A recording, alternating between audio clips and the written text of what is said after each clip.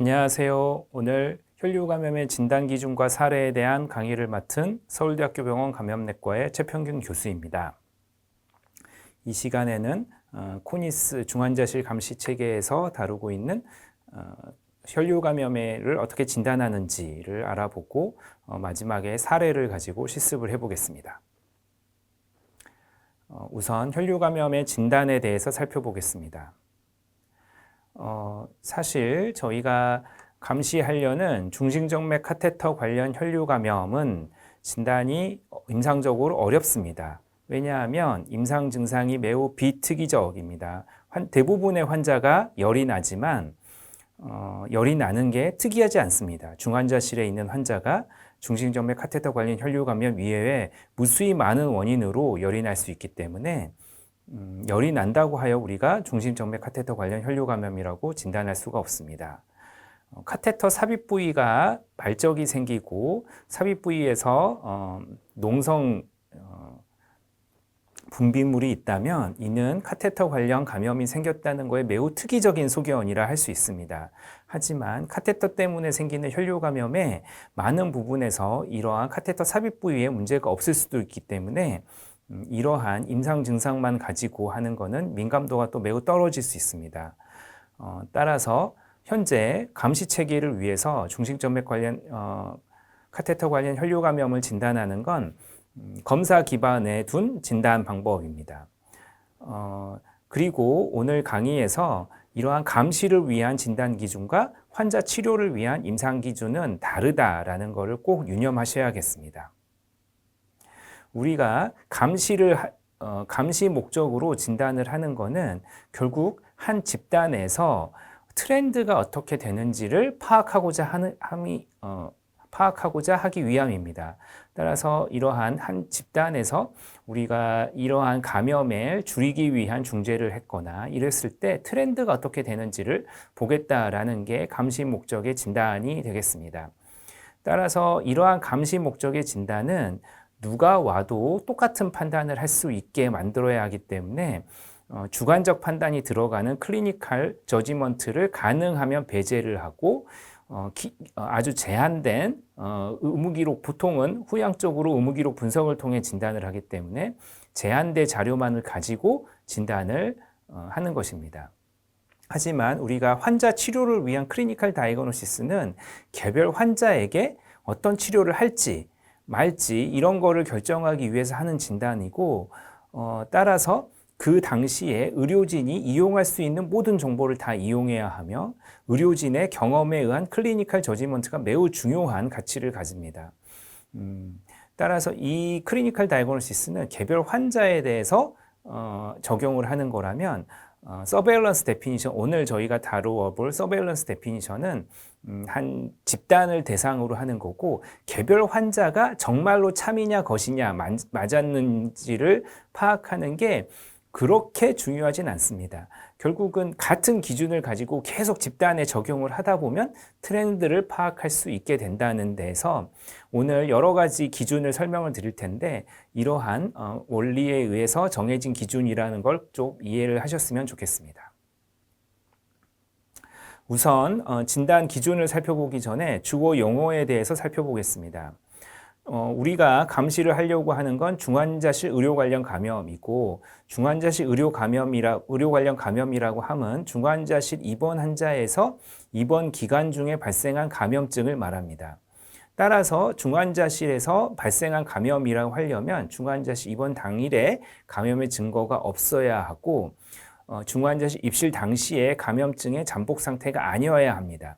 이러한 당위적인 조건을 만족을 시켜야 되는데 사실 현실적으로 후양적 의무 기록을 통해서 이러한 당위적 그 기준을 만족하는 걸 파악하는 게 쉽지 않기 때문에 저희가 임의로 정했습니다. 그래서 중환자실 입원 이틀 이내에 발생한 감염은 이미 노출된 감염원에 의한 감염으로 간주하고 제외를 하겠다. 하지만 이틀이 초과해서 발생한 감염은 중환자실에서 발생한 감염으로 간주를 하겠다. 라고 정해 놓은 것입니다. 물론 한 개별 환자에 있어서 중환자실에 입원하기 전에 노출이 되었다가 감염증이 3일, 4일 이후에 발생하였을 수도 있습니다. 하지만 개별 환자에서 그러한 것을 일일이 다 판단을 하는 건 어렵기 때문에 동일한 이틀이란 기준을 가지고 집단에 적용을 하겠다.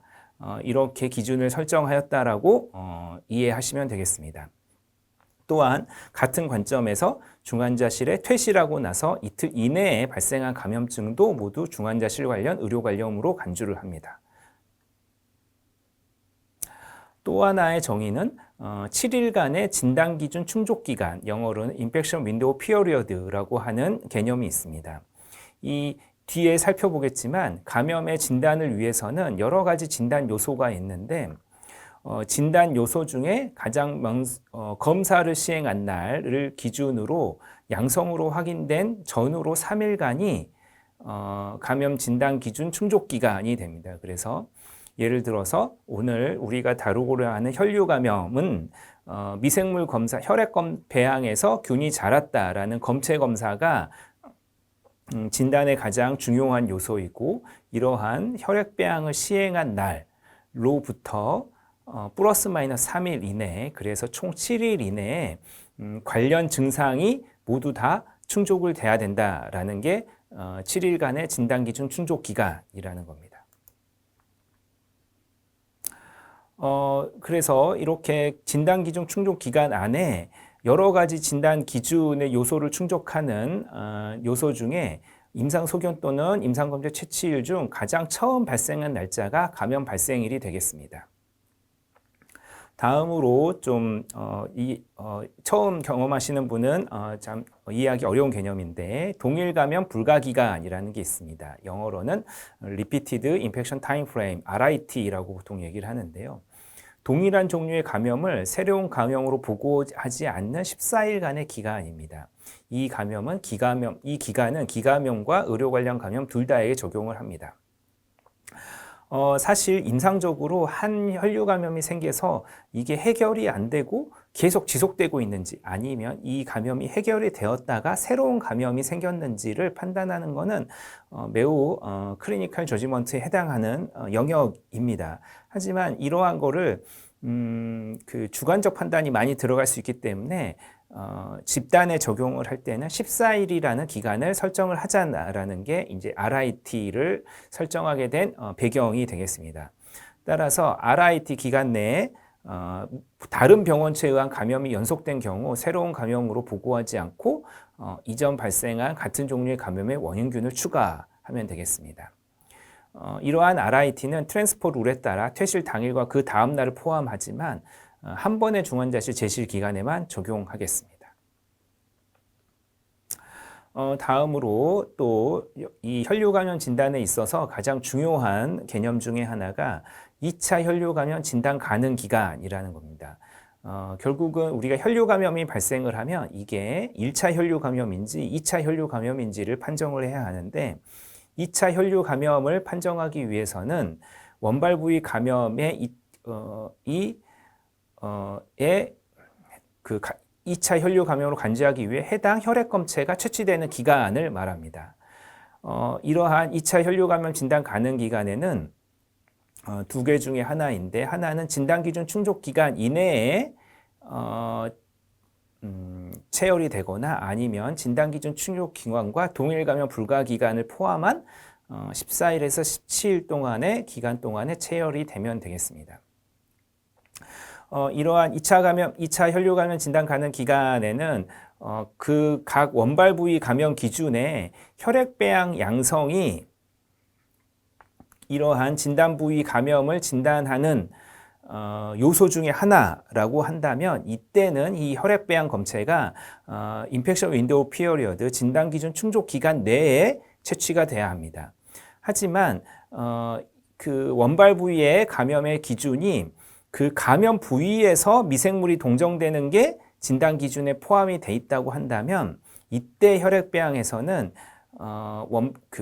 2차 혈류감염 진단 가능 기간은 진단 기준 충족 기간 더하기 동일 감염 불가 기간 내에 체열이 되면 되겠습니다. 이 사항은 뒤에 예시를 가지고 다시 한번 설명을 드리겠습니다. 다음으로는 중심정맥과는 삽입 부위에 관계없이 환자의 심장 내부나 심장 부근 또는 큰 혈관의 거치 상태를 유지하고 있는 카테터를 중심정맥 카테터라고 합니다. 그래서 이 어디에서부터 삽입이 시작됐는지보다는 카테터 끝 팁이 이러한 심장 근처 큰 혈관에 거치하고 있는 카테터가 중심정맥 카테터입니다. 그러면 우리가 심장 부근 또는 큰 혈관을 어디를 보냐? 큰 혈관이라고 한다면 이제 혈관은 아올타, 이러한 폴모나리 아테리아와 같은 동맥뿐만 아니라 대개는 SVC, IVC, 브라키오세팔릭 베인, 인트라저굴라 베인, 서브클라비안, 익스트라 일리아, 커먼 일리아, 피모랄 베인이 다 큰 혈관이라고 볼 수 있겠습니다. 그래서 카테터 팁이 이러한 혈관에 거치하고 있다라고 한다면 그거는 센트럴 라인으로 잡으시면 되겠습니다. 하지만 이러한 여러 카테터 중에 우리가 보통 사용하고 있는 센트럴 라인보다는 훨씬 침습적인 장비들이 있습니다. 그래서 이러한 침습적인 장비는 저희의 감시 기준에서는 제외를 하고 있습니다. 그런 게 아테리알 카테터가 이제 펄모나리 아테리나 아올타에 들어가는 건 중심정맥관으로 보지만 그 이외의 아테리알 카테터 아니면 아테리오 비너스 피스툴라나 그라프트, 그리고 에크모를 위한 카테터, IABP 디바이스, 그리고 헤모달리스 릴라이블 아웃플로우를 위한 카테터, 그리고 벤트리큘러 어시스턴트 디바이스 같은 거는 혈류 감염 감시에서 제외하게 되겠습니다. 과거에는 이러한 제외 기준에 히크만이나 케모포트와 같이 거치형 중심정맥관을 사용하고 있지 않다면 제외를 하였는데, 최근에는 사용하고 있지 않다면 센트럴 라인 어소시에이티드 인펙션으로 판정은 하진 않지만 붕자갑에는 포함을 하기 때문에 최근에 제외되는 카테터에서 삭제되었습니다. 따라서 원칙적으로 사용하지 않고 있는 환자가 가지고 있는 임플란티드 카테터도 감시 대상이 된다라고 할 수가 있겠습니다. 그럼 환자에게 발생한 혈류 감염은 일부가 카테터 때문에 생길 것입니다. 근데 사실 카테터 때문에 생겼다라고 하면 이제 영어로는 카테터 릴레이티드 블러드스트림 인펙션이라고 표현하는데, 이러한 카테터 때문에 이 혈류 감염이 생겼다라는 거를 판정하는 거는 매우 어렵습니다. 그래서 우리 코니스에서는 대안적으로 센트럴 라인과 연관되어 있는 혈류 감염을 진단을 하고 있습니다. 그래서 이러한 이제 영어로는 CLABSI, 크랩시라고 하는데, 따라서 이러한 크랩시는 태생적으로 정말로 카테터 때문에 생기는 혈류 감염을 조금 더 오버 다이그노시스, 과대하여 진단할 수 있습니다. 그거는 저희가 갖고 있는 진단 기준의 태생적 한계이기 때문에 이러한 점을 꼭 유념해서 자료 해석을 해야겠습니다.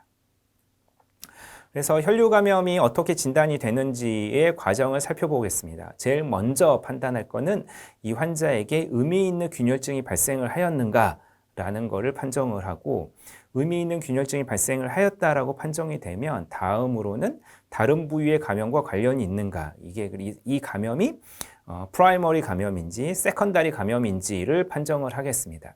따라서 세컨다리 감염이라고 판단을 한다면 그거는 그 원발 부위 감염 때문에 생긴 2차 혈류 감염이라고 판정이 하고 끝나는데, 그런 이제 다른 부위의 감염과 관련이 없는 혈류 감염이다라고 하면은 이제 프라이머리 1차 혈류 감염이 되겠습니다. 그래서 1차 혈류 감염에서 환자가 그러면 정말 중심정맥관 사용과 관련이 있는가, 이 세 가지의 판단을 하면 되겠습니다. 우선 따라서 의미 있는 혈류 감염이 발생을 하였는가 라는 거는 우리가 영어로는 Laboratory Confirmed Bloodstream Infection, LCBI라고 줄여서 하는데요.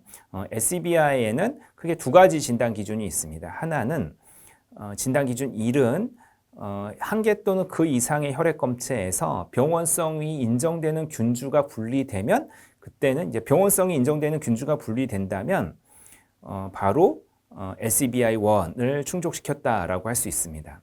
하지만 혈액배양을 하는 과정에서 피부 상재균이 오염이 돼서 자랄 가능성이 항상 있습니다. 따라서 이제 피부에 오염균이 분리가 되었을 때는 분리가 되었다는 것뿐만 아니라 다른 이게 감염에 의한 거라는 거를 조금 더 충족시켜야 합니다. 그래서 한 쌍이 분리됐을 때는 피부 오염군 가능성이 있기 때문에 2개 이상 따로 채열한 혈액검체에서 피부 오염균은 분리가 되어야 하고, 다음으로 발열, 오한, 저혈압 등의 증상 중 적어도 1개 이상이 있을 때 우리가 Laboratory Confirmed BSI가 발생을 했다라고 판정을 합니다. 그래서 각각의 진단 기준을 조금 더 자세히 살펴보겠습니다. 진단 기준 1은 다시 풀어서 얘기를 드리면 임상 진단이나 치료 목적으로 배양 또는 비배양 검사를 시행을 한 결과 1개 또는 그 이상의 혈액에서 병원성으로 인정되는 균주가 분리되고 이 혈액검체에서 분리된 균이 다른 부위의 감염과 관계없는 경우를 SBI1에 충족시킨다고 하겠습니다. 대개는 혈액 배양을 하지만 최근에는 비배양 검사에서도 균이 동정되는 경우가 많은데, 이러한 비배양 검사는 검체를 배양기에 넣지 않고 혈액 검체를 직접 PCR을 하는 방법이나 아니면 말디토프나 신속 항원 검사로 혈액 안에 균이 있음을 입증한 경우, 최근에는 NCS를 시행한 경우들이 모두 해당되겠습니다. 1개 또는 그 이상이라 함은 한 번의 혈액 검체 중에는 적어도 바틀 하나에서 미생물이 자라는 것으로 미생물 검사실에서 보고되는 경우를 1개 또는 그 이상이라고 하겠습니다. 다음으로 병원성으로 인정되는 균주는 사실 병원성으로 인정되는 균주에 리스트업이 있는 게 아니고, 리스트업이 있는 거는 피부 상재균이 리스트업이 되어 있습니다. 그래서 원칙적으로는 피부 상재균에 등재되어 있지 않은 모든 미생물은 병원성으로 인정되는 균주로 간주를 해야 합니다. 그래서 피부 상재균에 등재되어 있지 않은 균이 자랐다 하면은 이거는 원칙적으로 병원성으로 인정되는 균주라고 보는데, 몇 가지 예외의 기준이 있습니다. 캠필로박터나 시디피실, 살모넬라, 시겔라, 리스테리아, 예리시니아 같은 경우는 이 경우들은 미생물학적으로 2차 균열증만을 보통 유발하기 때문에 LCBI에서 제외하고 있습니다. 또한 크립토코커스나 뉴모시스티스 같은 곰팡이가 자란 경우도 이러한 곰팡이들은 전형적인 지역사회 관련 감염이고 의료 관련 감염은 드물기 때문에 의료 관련 감염을 진단을 하기 위한 LCBI에서는 제외하고 있습니다. 그래서 이렇게 제외하는 것을 제외하고는 피부 상재균으로 등재되지 않은 균이 혈액병에서 자라면 병원성으로 인정된다라고 보시면 되겠습니다. 진단 기준 2는 결국은 피부 상재균이 자랐을 때인데, 피부 상재균은 이게 리스트업이 되어 있습니다. 그래서 코리네박테리움, 바실루스, 프로피오니박테리움, 코아귤러스 네가티브 스타필로코카이, 비리던스 그루의 스트랩토코카이와 같은 균들이 리스트업이 되어 있고, 이러한 피부 상재균에 리스트업이 되어 있는 균이 자랐을 때는 동일해야 됩니다. 하지만 이제 동일하다라는 거는 종과 스피시스까지만 같으면 저희 코니스에서는 같은 종류의 미생물로 간주를 하고 있습니다. 그래서 항생제 감수성 패턴이 꼭 동일하지 않다 하더라도 스피시스가 같으면 동일한 미생물로 간주합니다. 예를 들어서 어떤 환자에게 혈액 배양을 했더니 한 쌍에서는 스타필로코커스 에피더미디스가 둘 다 한 쌍씩 자랐는데, 어느 한 쌍에서는 동정된 스타필로코커스 에피더미디스가 메치실린 감수성이었는데, 또 다른 한 쌍에서는 스타필로코커스 에피더미디스가 메치실린 내성이었습니다. 따라서 이런 거를 이제 임상적으로 해석하자면 내성 패턴이 다르기 때문에 다른 미생물이라고 간주할 수 있는데, 사실은 이 코니스의 진단 기준은 전국의 여러 병원에서 사용을 해야 하고, 이러한 항생제 감수성 검사 결과가 원활하지 않은 병원들도 많이 참여를 하고 있기 때문에 감수성까지는 저희가 동일하다고 판정하지 않겠다라고 결정을 하였고, 따라서 스타필로코커스 에피더미디스라는 종과 스피시스가 동일하면 같은 미생물로 간주를 하시면 되겠습니다. 또 2회 또는 따로 채열한 혈액은 같은 날 또는 연 이튿날에 적어도 2번 채열한 겁니다. 그래서 예를 들어서 월요일에 2쌍 채열해 2쌍에서 모두 자랐다. 그럼 2회 또는 따로 체열한 걸로 인정이 됩니다. 월요일 한 쌍을 했고 화요일 한 쌍 했는데 또 동일하게 자랐다. 그러면 이번 또 2회 또는 따로 체열한 것으로 인정이 되지만 월요일 한 쌍을 하고 수요일 한 쌍을 했다 하면은 두 번 자라긴 했지만 이거는 같은 날 또는 연이은 날을 만족하지 않기 때문에 이때는 2회 또는 2회가 자랐다라고 인정하지 않습니다. 그래서 2회가 자랐다고 인정을 하는 거는 같은 날 또는 연이은 날에 자랐을 때 인정이 됩니다. 그리고 이러한 2회 또는 그 이상 따로 체열한 혈액에서 균이 자라고 나서 피부 상재균이기 때문에 임상 증상이나 징후를 만족해야 합니다. 임상 증상이나 징후는 이제 고열, 오한, 저혈압 등의 증상이 있어야 되는데 그럼 이 증상이 언제 있어야 되느냐? 이 증상이 있어야 되는 기간을 선정을 해주는 게 감염 잠복기 인펙션 윈도우 피어리어드라는 겁니다. 그래서 7월 4일 날 혈액배양을 했다면 SBI의 이제 검사 기준으로는 7월 4일이 첫 번째 검사일이 되기 때문에 이날이 기준일이 되고 이날 기준일로부터 플러스 마이너스 3일 이내에 그러니까 7월 4일 날 자랐으면 7월 1일부터 7월 7일 안에 열이나 오한, 저혈압 등의 임상 증상이 있어야 된다는 겁니다. 그러니까 7월 4일 날 균이 자랐는데 환자는 열이 계속 없다가 7월 8일 날 열이 났다. 이러면은 이 7월 8일 날 난 열은 임상 기준을 만족했다라고 볼 수 없다는 거죠. 그래서 이건 플러스 마이너스 3일 이내에 발생을 해야 한다라고 해야 되고 왜 그러면은 이게 뭐 3일로 정해놨냐라는 거는 이렇게 동일한 기준을 가지고 우리가 감시를 하자고 그냥 설정한 겁니다. 그래서 이거는 이제 그대로 적용을 하시면 되겠습니다. 이러한 LCBI를 진단할 때 있어서 몇 가지 주의 사항이 있는데 예를 들어서 카테터 팁 배양은 혈류 감염을 진단하는 데 사용하지 않습니다. 또한 중심정맥과 말단부의 반정량 배양으로 확인된 화농성 정맥염의 경우는 혈액 배양을 하지 않았거나 음성이라면 심혈관계 감염, 동정맥 감염으로 분류되므로 혈류 감염에서 제외합니다. 또한 이제 가성균열증, 슈도박테레미아, 뭐 예를 들어 수액이 오염되거나 이런 거는 의료 관련 감염 이러한 잘못된 배양으로 나온 슈도박테레미아는 의료 관련 감염은 아닌 것으로 판정을 하게 됐습니다. 이렇게 지금은 이전 진단 기준에는 다른 부위의 감염과 관련이 없다라고 그냥 판단을 해야 한다고 했는데 이 판단을 하는 게 결국은 이 혈류 감염, 의미 있는 혈류 감염이 생겼을 때 이 감염이 프라이머리 박테리아인지 아니면은 세컨다리 박테리아인지를 판정을 하는 게 필요합니다. 이제 과거에는 이러한 걸 임상적으로 판단하게 되어 있지만 최근에 이제 2018년부터 코니스에서 각 프라이머리 사이트의 진단 기준이 제시가 되고 있고 그래서 2차 혈류 감염으로 진단하기 위해서는 조건을 만족해야 합니다. 그래서 2차 혈류 감염이라고 판단하기 위해서는 예를 들어서 특정 부위별 진단 기준을 충족하고 다음 중 하나에 해당을 할 때 2차 혈류 감염으로 진단할 수 있습니다. 그중 하나가 이제 혈액 배양 양성이 특정 부위별 진단 기준에 포함이 된다면 이러한 혈액 배양이 진단 기준 충족 기간, 인펙션 윈도우 피어리어드 내에 채취한 혈액 검체만 미생물 동정에 이용이 된다는 겁니다.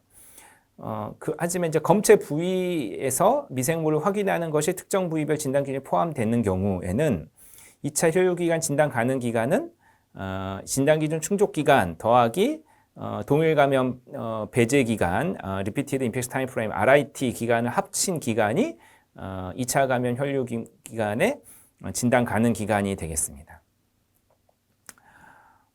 따라서 예를 들어서 뉴모니아 진단 기준에 혈액에서 균이 자라는 게 진단 기준에 포함이 돼 있습니다. 그래서 예를 들어서 어떤 한 환자가 체스트 PA에서 이제 폐렴을 시사하는 음영이 발생을 했습니다. 그래서 음영이 발생을 했고 진단 기준을 봤더니 인펙션 윈도우 피어리어 안에 열도 나고 루코사이토시스도 있고 가래량이 증가하고 손석 포화도를 만족을 시켜서 이제 뉴모니아 진단 기준을 일단 만족을 하고 있고 또 인펙션 윈도우 그 피리어드 안에 혈액배양에서 크랩실라 뉴모니아가 동정이 되었다면 이거는 크랩실라 뉴모니아에는 병원성으로 인정되는 균주기 때문에 이게 자랐다는 순간 이건 LCBI1으로 진단이 됩니다. LCBI1으로 진단이 됐는데 결국은 이 혈액배양이 그 폐렴의 진단 기준의 진단 요소를 만족시키는 기간 안에 발생을 하였기 때문에 이 폐렴은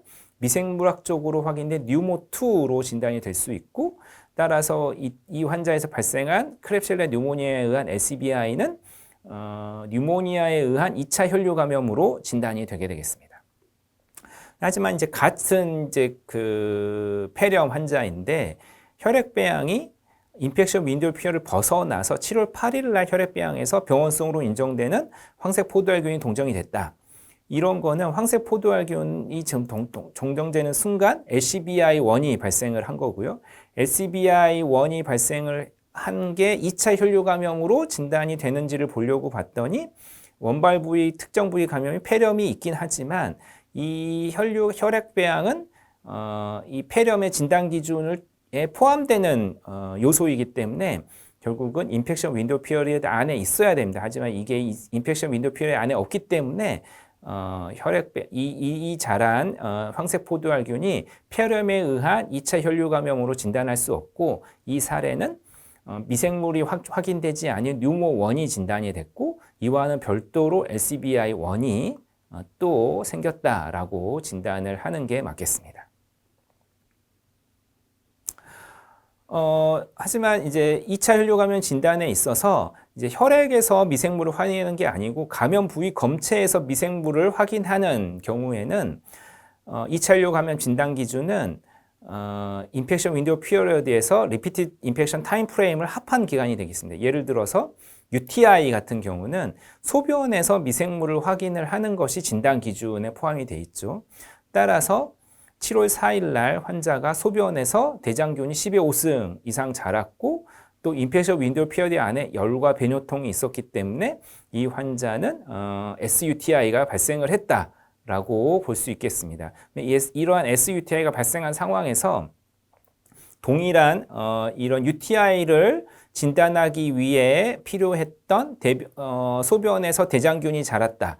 이 소견을 가지고 이 환자에서 혈액에서 대장균이 자랐을 때 그러면 혈액에서 자란 대장균이 소변 때문에 이런 UTI 때문에 생긴 거다라고 인정되는 기간이라는 게 결국은 이때는 인펙션 윈도우 타임 프레임 더하기 RIT 기간 그래서 7월 1일부터 7월 17일까지 안에서 대장균이 혈액에서 자란다면은 이 자란 대장균은 이 UTI 때문에 생긴 2차 혈류 감염이라고 진단을 할 수 있다는 겁니다. 하지만 이 대장균이 예를 들어서 6월 30일 날 자라거나 7월 18일 날 자랐다라고 한다면 이때는 UTI 때문에 생긴 혈류 감염으로 진단할 수 없고 새로운 LCBI1이 생겼다라고 판정을 해야 되겠습니다. 이런 식으로 다른 2차 혈류 감염을 진단을 먼저 하고 2차 혈류 감염이 아닌 것으로 판정이 되는 게 결국 프라이머리 박테레미아가 되겠습니다. 그래서 이런 프라이머리 박테레미아가 있는 환자에서 결국은 그러면 다음으로는 센트럴 라인 때문에 생겼다라는 연관성을 판정을 해야 되는데요. 연관성을 판정하는 기준은 다음과 같습니다. 결국은 이런 LCBI가 발생한 환자의 심장 내부나 심장 부근 또는 큰 혈관에 이틀을 초과해서 중심정맥관을 가지고 있고 감염 발생일 또는 그 전날 중심정맥관을 가지고 있었던 경우 우리가 센트럴 라인과 연관돼서 이게 혈류 감염이 생겼다라고 보면 되겠습니다. 예를 들어서 케이스 1은 결국 7월 1일 날 센트럴 라인을 삽입했는데 7월 2일 날 스테보레우스가 자랐죠. 그래서 스테보레우스가 한 쌍 자라면 스테보레우스는 병원성으로 인정되는 균주기 때문에 LCBI1이 생겼습니다. 그래서 LCBI1이 7월 2일 날 진단이 됐고 감염 발생일에 봤더니 센트럴 라인을 하루 이틀만 가지고 있어서 이틀을 초과하지 않았습니다. 따라서 이 케이스 1에 대해서는 LCBI1이 생겼지만 크랩시는 아니다라고 진단할 수가 있겠습니다. 케이스 2에 대해서는 1일 날 센트럴 라인을 삽입을 했는데 3일 날 황색 포도알균이 혈액병에서 동정이 되었습니다. 이때는 센트럴 라인이 3일을 가지고 있었기 때문에 크랩시로 진단을 하죠. 그리고 케이스 3는 1일 날 삽입을 하고 3일 날 제거를 했는데 4일 날 혈액병에서 스테보레오스 자랐습니다. 스테보레오스가 동정된 날 기준으로 봤을 때 전일에 센트럴 라인을 가지고 있었기 때문에 그 이 센트럴 라인은 이틀을 초과해서 유지되었기 때문에 크랩시로 진단을 할 수가 있겠습니다. 케이스 4는 1일 날 삽입하고 3일 날 제거를 했는데 5일 날 혈액병에서 자랐습니다. 그러면 혈액병의 발생일 기준으로 발생일과 전날 센트럴 라인이 없었기 때문에 크랩시가 아니다라고 진단을 하면 되겠습니다. 이러한 중식정맥관과 말초정맥관을 함께 가지고 있는 환자에서 LCBI가 발생을 하였을 때 말초정맥관 때문에 LCBI가 생기게 명확한 경우에선 크랩시에 제외할 수 있습니다. 명확하다라고 하는 것은 말초정맥관 삽입 부위에 고름이 있고 이 고름에서 혈액병과 동일한 균주가 증명되었으면은 명백하다라고 할 수 있겠습니다. 중식정맥관과 감시에서 제외되는 카테터를 동시에 가지고 있는 환자에서 LCBI가 발생했을 때는 크랩시로 진단을 하고 크랩시에서 빼려면 결국은 에크모만 있는 환자, 그러니까 센트럴 라인을 안 가지고 있는 감시 제외가 되는 카테터만 가지고 있는 환자의 LCBI가 생겼다면 크랩시가 아닌 걸로 진단을 하면 되겠습니다. 다음으로는 기구 삽입일의 적용 기준에 대해 살펴보겠습니다. 기구 삽입일은 기구를 적용한 날로부터 감염일까지 기간을 계산하기 위해서 조사를 하는 거고요. 기구를 제거하고 나서 하루가 지나기 전에 다시 삽입한 경우에는 이전 삽입으로 이어지는 것으로 간주합니다. 따라서 예를 들어서 7일 날 삽입을 하고 3일 날 제거를 했는데 4일 날 다시 삽입을 하였다면 이거는 새로운 삽입으로 보지 않고 1일 날 삽입이 이어지는 것으로 카운트를 하시면 되고요. 하지만 3일 날 제거를 했는데 5일 날 다시 삽입을 하였다면 하루가 지나고 삽입이 되었기 때문에 이건 새로운 삽입으로 다시 카운트를 하면 되겠습니다. 또한 포트에 대한 내용이 2018년에 추가되었는데요. 포트가 삽입된 상태로 입원 또는 전신할 환자에서 그 포트만 유일한 중심정맥관인 경우에는 포트에 주사침을 삽입한 날 데이 1으로 삼고 이후 포트 자체를 제거하거나 퇴치하는 날까지 감시 대상이 되겠습니다. 단순히 포트에서 주사침을 제거하더라도 감시 대상에서 제외하지 않고 중식정맥과 기구의 수에는 포함시켜야 합니다. 다음은 실제 사례들을 보면서 이러한 혈류감을 어떻게 진단하는지를 살펴보겠습니다. 첫 번째 사례입니다. 63세 남자가 의식저하로 응급실에 방문하였습니다. 환자는 뇌출혈로 진단을 받고 중환자실 입신을 했고 입신하는 날 레프트 서브클라비안 베인에 중심정맥관을 삽입했습니다. 4월 10일에 상태가 호전돼서 중심정맥관을 제거하고 일반 병동으로 전시를 하였는데 4월 11일 날 체온이 38.5도로 오르면서 혈압 저하가 발생을 하였고 당시 소변 검사 방사선 사진에서 이상 소견이 없었고 혈액배양 두쌍과 소변 배양 검사를 시행을 하였습니다. 소변에서는 자라는 균이 없었고 혈액배양 한 쌍에서는 코리네박테리움 스트리아툼이 자랐고 다른 한 쌍에서는 캔디다 알비칸스가 자랐습니다. 자, 이 증례는 코니스 ICU 대상 혈류감염이 발생을 하였을까요? 네. 다시 살펴보면 4일에서 10일까지 재원을 하였기 때문에 중환자실에 이틀을 초과해서 재원을 하고 있었고 11일에 혈액배양에서 병원성으로 인정되는 균주가 한 쌍이 분리되었기 때문에 의미 있는 혈류감염이 생겼습니다. 그리고 다른 부위와 관련이 없는 LCBI1이 생겼고 이 LCBI1 발생일은 ICU 퇴실 이틀 이내에 생겼기 때문에 ICU 입실과 관련된 LCBI가 생겼다라고 할 수 있습니다. 따라서 병원성으로 인정되는 균주가 분리되었고 다른 부위의 감염과 관련이 없었기 때문에 검사로 확인된 혈류감염 LCBI1이 진단을 할 수가 있겠습니다. 따라서 LCBI 진단 기준 1에 합당한 사례이고 감염일은 ICU 퇴실 이후에 감염이 진단된 경우에는 감염일은 ICU 퇴실일로 잡아줘야 되기 때문에 감염일은 4월 11일이 아닌 4월 10일이 되겠습니다. 다음으로 이 증례는 중심경 관련 혈류감염에 해당을 하는지 살펴보겠습니다. 결국 의미 있는 LCBI1이 생겼고 센트럴 라인을 4일에서 7일까지 이틀을 초과해서 가지고 있었습니다. 그리고 4월 10일이 현재 감염 발생일인데 감염 발생일에 센트럴 라인이 유지가 되고 있었습니다. 따라서 이 사례는 이틀을 초과해서 중심정맥관을 유지하였고 감염일에 센트럴 라인을 가지고 있었기 때문에 중심정맥관 관련 혈류 감염이라고 할 수 있고 시술일은 4월 3일이 되겠습니다. 두 번째 증례 살펴보겠습니다. 35세 남자가 2층에서 낙상으로 응급실에 왔고 환자는 멀티플 트라우마에 의한 고관절 골절로 중환자실 입원을 하여 라이트 서브클라비안 베인을 중심정맥관에 삽입하였습니다. 다시 수술장에 가서 크로스 리덕션을 했는데 수술 전 중환자실에서 잡은 라이트 서브클라비안 베인의 센트럴 라인을 제거하고 레프트 서브클라비안 베인에 다시 삽입을 하였습니다. 이후 4월 4일에 열이 38.5도, 4월 5일에 39도까지 열이 났고 혈액병을 했더니 말초혈액 한 쌍에서 스타필로코커스 에피더미디스가 자랐습니다. 4월 6일 날 체온은 37.2도로 떨어졌지만 혈액병을 다시 시행을 하였고 중심정맥관 한 쌍에서 스타필로코커스 에피더미디스가 동정이 되었습니다. 자, 이 증례는 코니스 ICU 대상 혈류 감염일까요?